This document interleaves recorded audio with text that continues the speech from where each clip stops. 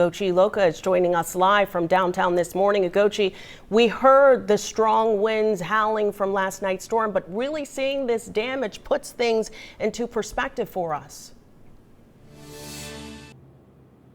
It does. And right now we're live off of Dallas and Louisiana Street. We want to show you the damage we're seeing here. You can see right behind me at this intersection, so much glass scattered all along the street here. But what's even more surprising and alarming is we've seen several trucks and cars actually drive through all this glass, even some people walking through it. Officials encourage you not to do that. That is extremely dangerous. Now we're going to move on up here to this high-rise tower where you can see that hundreds of glass windows are blown out here. Here's a live look inside one of the office building spaces inside of there, the rooms there. You can see lights still on, but again, windows blown out. Just to let you know how powerful the winds were last night. Many workers were left scrambling for safety. Were inside. Workers on the higher floors say they felt the towers really sway and the whipping wind, very terrifying for many. Take a listen.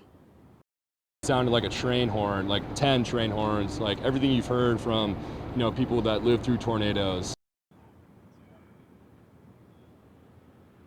Yeah, again, back out here live, another look at the towers here this morning. Of course, you can see as the sun comes out, more of the damage, blown out windows, as well as the glass here live on the ground here off of Dallas and Louisiana Street. Another thing I want to stress is I actually was out at the GRB a couple of blocks away from here emceeing the Africa a Day event in Houston, and we felt that wind as well in that building. We were worried that the glasses would break in too. Thankfully, nothing happened there, but we could feel it and we could hear it, just to let you know how strong the winds were out here last night.